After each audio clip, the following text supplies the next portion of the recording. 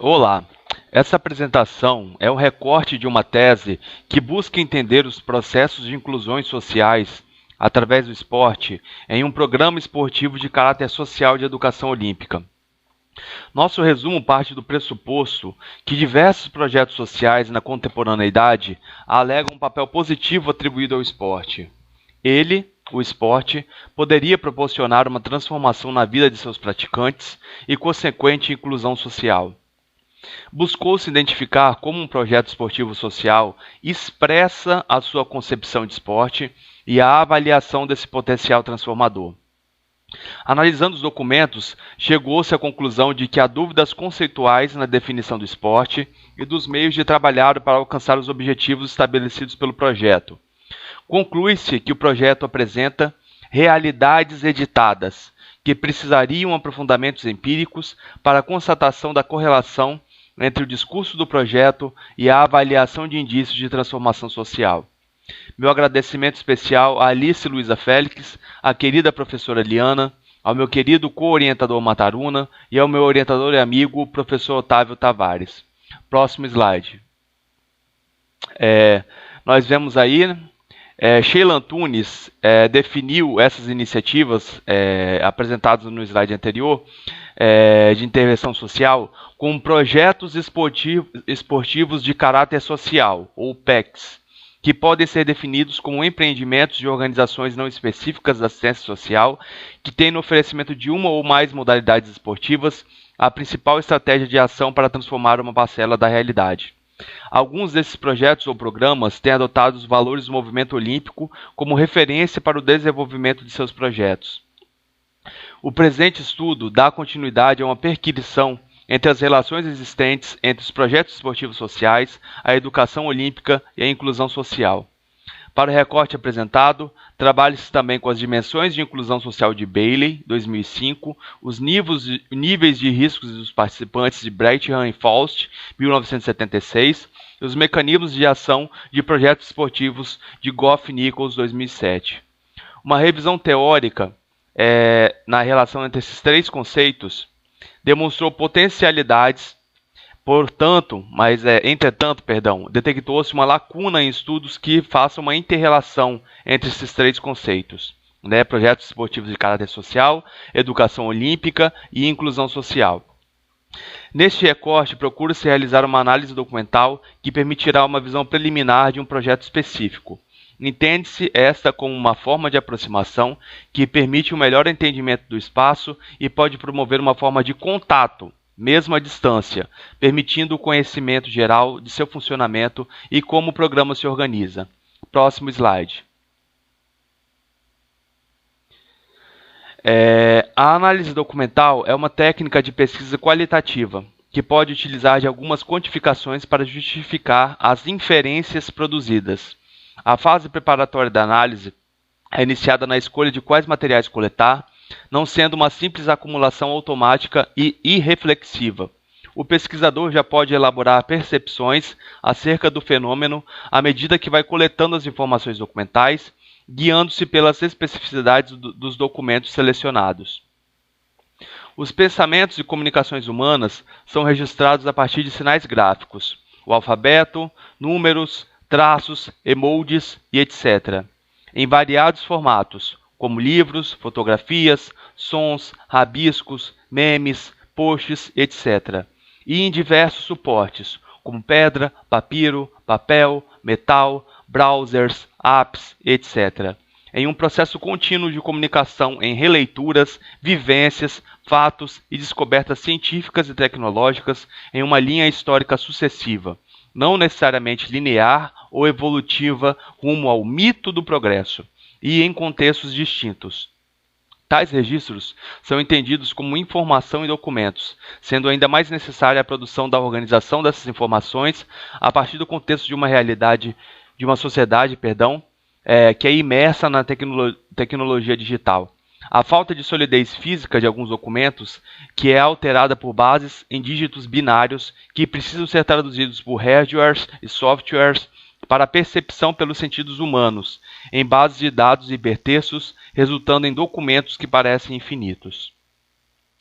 Buckland simplifica essa questão, apresentando a definição de documento nessa realidade como um conhecimento capturado ou como dados em contexto.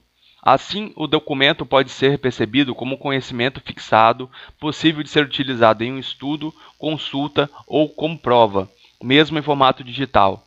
Além dos documentos digitais escolhidos, entradas no site oficial, posts de Facebook e Instagram, recolheu-se como documentos físicos tradicionais, o projeto final aprovado, as ações para o Comitê Brasileiro Pierre de Coubertin e a proposta pedagógica de esporte da Estação Conhecimento.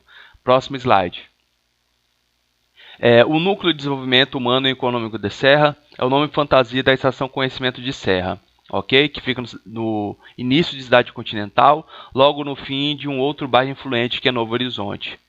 No projeto final aprovado da estação, encontra-se no início do projeto uma explicitação que sua manifestação esportiva é focada no rendimento, com as seguintes modalidades: atletismo, futebol de campo, judô, natação e outras. No caso aqui a gente pode ver iniciação científica, entendendo que foi deixado em aberto para futuras ampliações.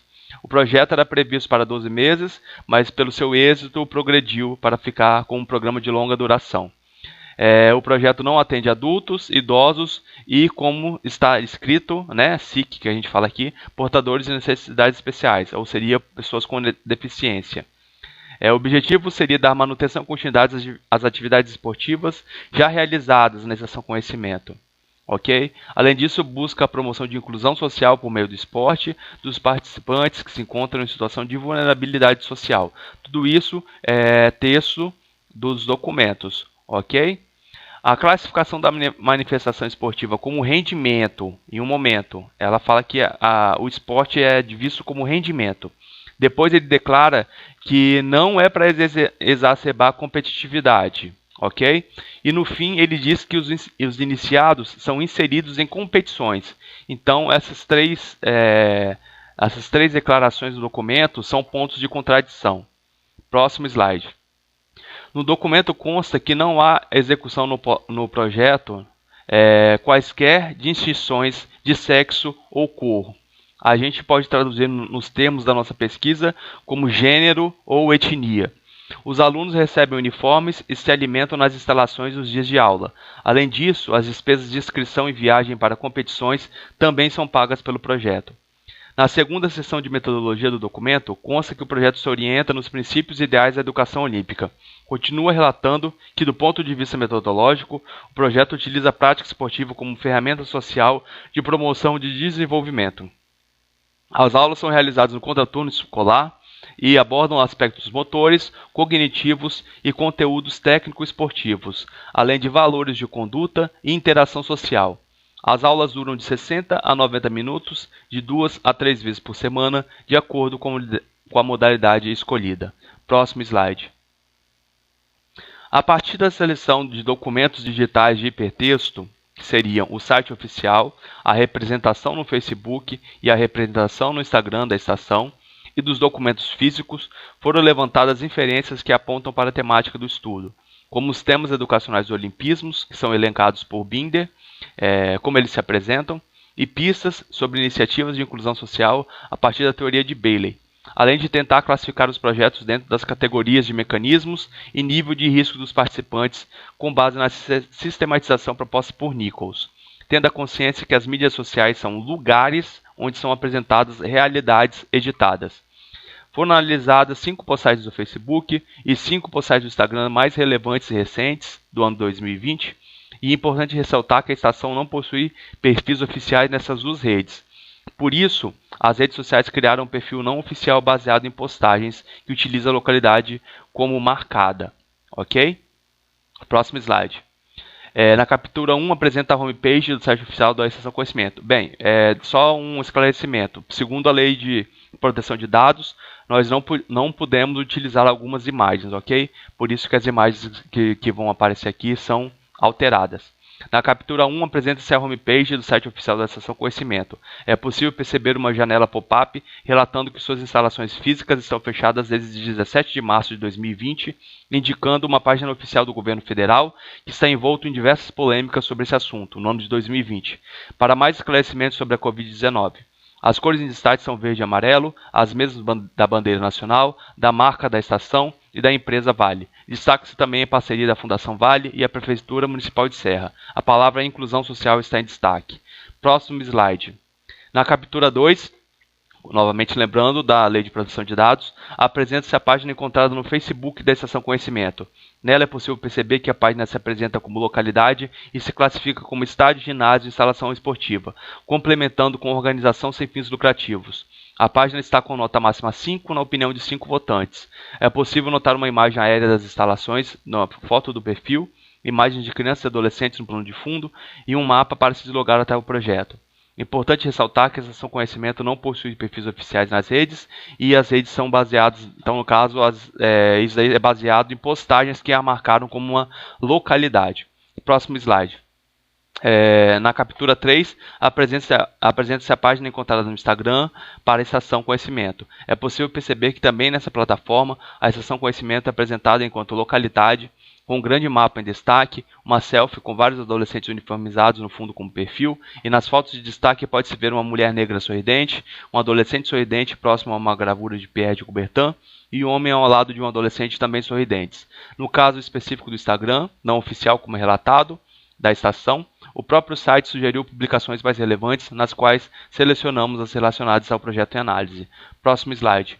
Na captura 4, retrata-se a fotografia de crianças em turmas mistas, em um campo gramado, aparentemente bem cuidado, todas as meninas e meninos e com material, todas as meninas e meninos uniformizados e com material, bolas para todos. Próximo slide. Na captura 5, é possível ver um atleta ou aluno em pleno voo do salto em distância. Consegue-se elucubrar sobre a inclusão social a partir do momento em que crianças e adolescentes em situação tida como vulnerável têm acesso ao esporte em alto nível e em excelentes instalações. Além disso, é perceptível a alegria do esforço e a excelência estampada por ele em sua postagem. Próximo slide. Considerações finais. A partir da dimensão espacial da teoria de inclusão social de Bailey, 2005, não foi possível perceber a união de indivíduos de contextos econômicos diversos nessa análise documental. Entretanto, na dimensão funcional, percebe-se que os programas permitem o desenvolvimento de habilidades e conhecimentos acerca de esportes de rendimento com tratamento pedagógico proposto pela educação olímpica, o que pode oportunizar uma transição entre os espaços sociais, um ponto positivo. A dimensão relacional demonstrou ser valorizada a partir das intenções de criações de vínculos e o senso de pertencimento aos programas sociais a serviço das comunidades. Também um outro ponto positivo, talvez o maior. Já em relação à dimensão de poder, pode-se perceber uma intencionalidade de envolvimento familiar e comunitário com uma coesão com o espaço e local considerado valioso. Também positivo, provisoriamente pela intenção.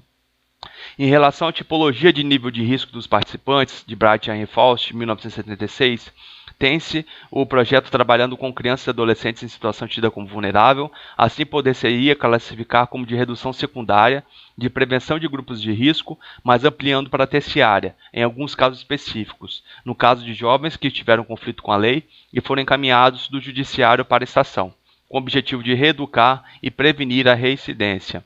Não foi possível perceber, na análise documental feita, talvez esse pensamento exista na percepção da gestão, de patrocinadores, de entes públicos, de pais, professores ou até de alguns alunos, as intenções de afastar os participantes dos programas de um tempo e lugar que possa se envolver com o crime, pelo menos na análise documental não foi possível, ou que estando no projeto estaria mais propenso a se comportar por estar submetido à possibilidade de constrangimentos. Portanto, pode-se classificar provisoriamente o mecanismo de ação do projeto dentro do pensamento de Nichols como de desenvolvimento pró-social, com o objetivo de desenvolver e aprimorar seus participantes por meio de melhoras na autoestima, local de controle, habilidades cognitivas e dirigidas por valores pró-sociais. No entanto, apesar dos objetivos e metas proclamados, não se percebeu formas de avaliação dos componentes de inclusão social ou sobre os temas da educação olímpica. Próximo e último slide. O slide de número 13, nós apresentamos por fim nossas referências. E agora nós agradecemos a atenção